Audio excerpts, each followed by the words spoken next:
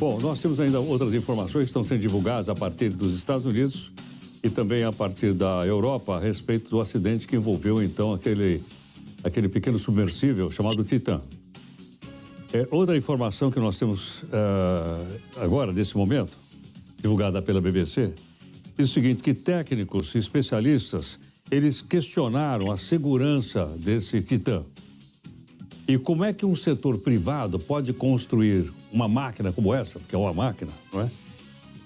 Quais são as regras que ele é obrigado a seguir? Qual é a segurança que ele é obrigado a seguir? Há algum protocolo? Gentilmente, Geraldo Portela, de Gerenciamento de Risco e Segurança pelo Departamento de Engenharia Naval da Universidade do Rio de Janeiro, conosco. Professor Portela, muito obrigado aqui por atender a Nova Brasil. Bom dia, Heródoto, todos aqueles que nos acompanham pela Nova Brasil.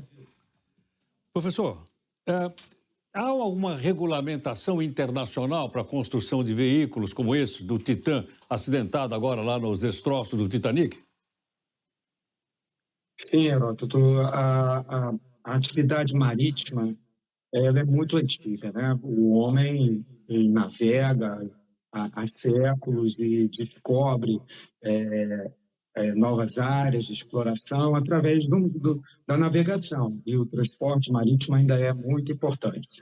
E há um marco na história da segurança, que foi o Titanic. Por coincidência, se é que é coincidência, né? Por alinhamento com os fatos da história, essa equipe também estava lá explorando os destroços desse marco da segurança marítima e acabou cometendo erros que naquela época também foram cometidos. E desde o acidente do Titanic,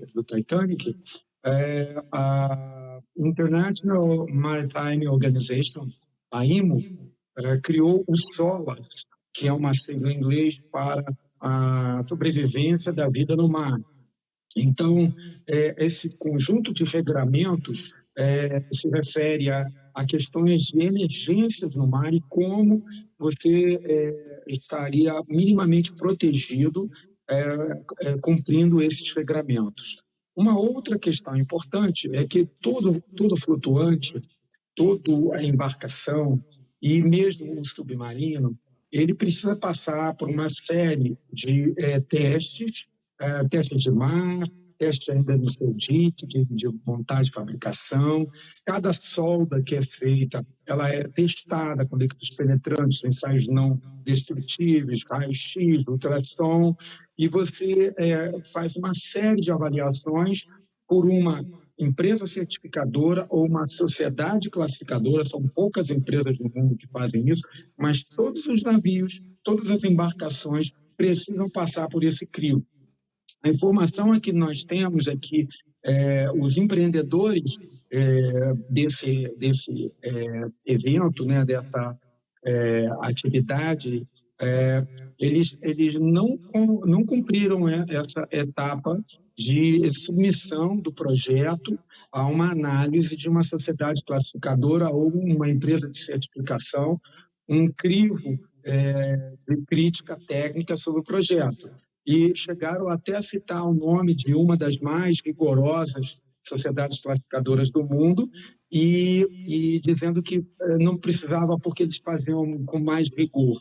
E isso pareceu muito estranho, porque o que essas sociedades fazem é simplesmente aplicar o que foi aprendido com os acidentes ao longo dos séculos, principalmente com os acidentes pós-Titanic. E, ironicamente, eles fizeram um certo desdém com esse aprendizado e confiaram que novas tecnologias são suficientes. Novas tecnologias são resultados das tecnologias que foram acumuladas ao longo dos séculos.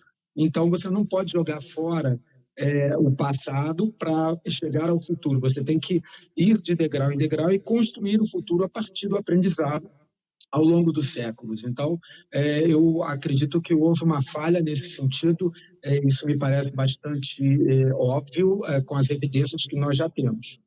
Agora, professor, os destroços do Titanic estão em águas internacionais. o mergulho do Titã em água internacional também.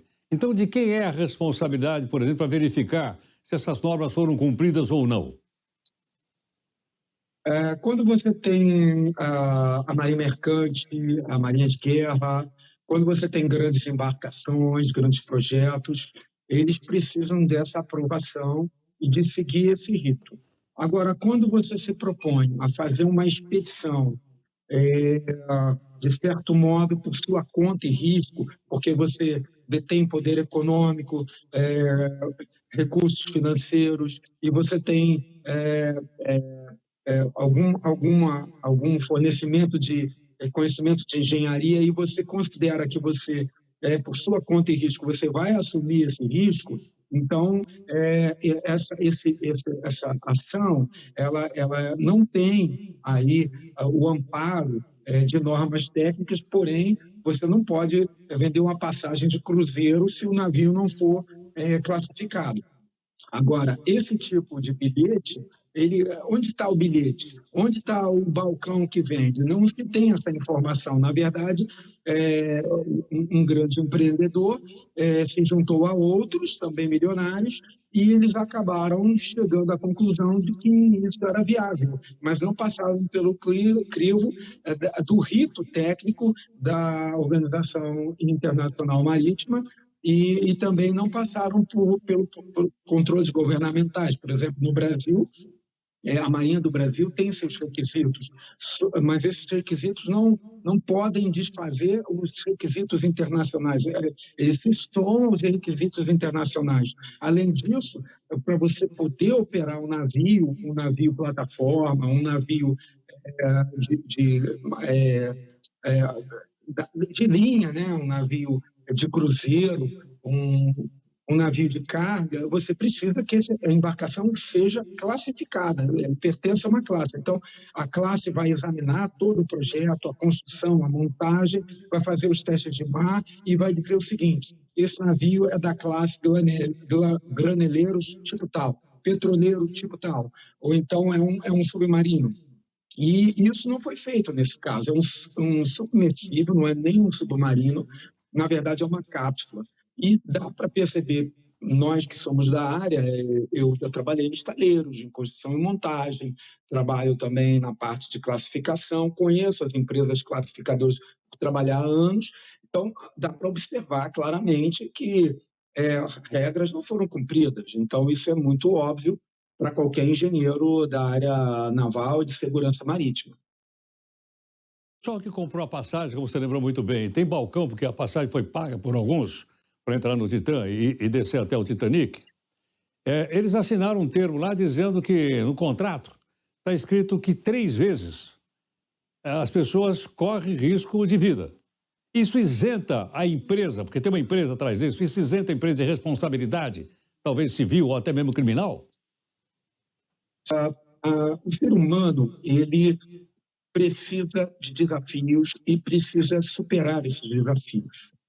E ao longo dos anos nós vimos tragédias acontecer com esse ímpeto.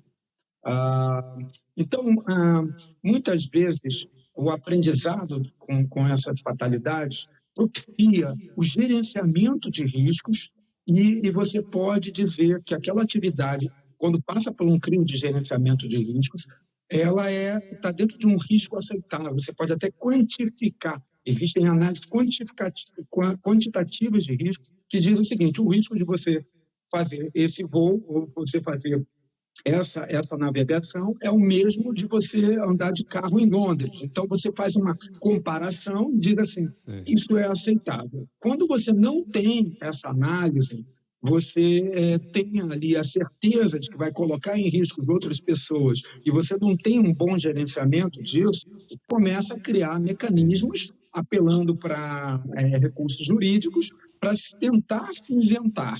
Porém, a regra técnico-científica é: se você gera um risco, você é responsável por gerenciá-lo. Ou seja, se você convida, se você oferece ao ticket, a oportunidade de alguém navegar naquele dispositivo, dentro da ciência e tecnologia, da abordagem científica, você deve gerenciar esses riscos. Você é o responsável o gerenciar esses riscos, até porque as pessoas que embarcam, elas não têm obrigação de ter o conhecimento Claro, técnico sem científico para dúvida. saber se aquele risco é alto ou baixo. Sem dúvida.